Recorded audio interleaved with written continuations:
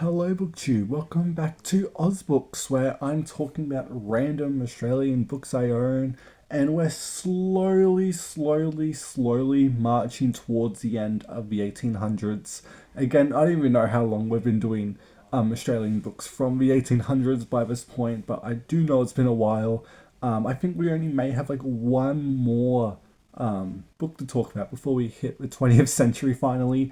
But what are we talking about today? Well, we have a non-fiction history book, The History of Australia from 1606 to 1808 by Alexander and George Sutherland. This was published in 1892 and is an absolute, I think, classic of Australian history that you should have on your shelves. I don't own a copy of this book because it is so long out of print, but it is on Project Gutenberg, so you can put it on your digital libraries instead of your physical libraries. But some context before we get into the actual book. Alexander Sutherland, he started this book as a resource for teaching Australian history, as like intended textbook pretty much. He worked with his brother George and they researched and wrote this book. But the main purpose was to chronicle pretty much the complete Australian history until, again, 1888. So when they probably started writing this and working on it. Again, they're tackling everything, all the social growth, the political, the economic growth, development, like everything.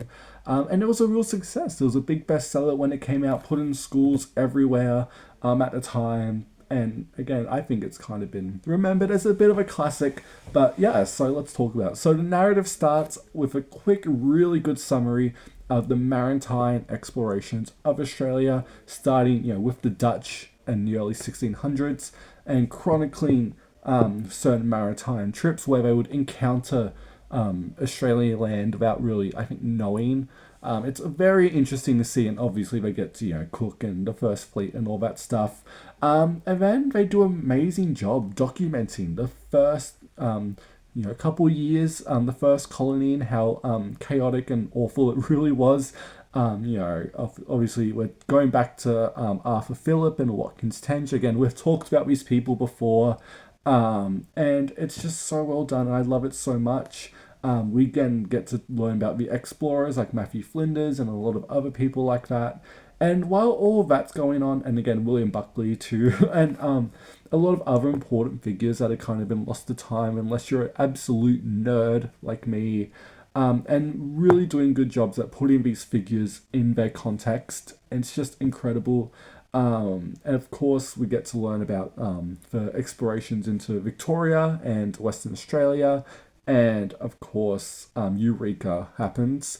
And it's just so perfectly done when it comes to the narratives. Like, this book is telling you a story. It's so good. And again, you can tell this was meant to be in schools because it's completely approachable. You don't need notes or anything like that compared to some other histories we could talk about that are more famous. But yeah, it's just a great snapshot of Australia in like the first 100 years. It's just so good. There's one major critique that a lot of people have with this book is that Indigenous people aren't pushed to the in the forefront really. They kind of pushed to the side or just kind of not talked about when it comes to their own history.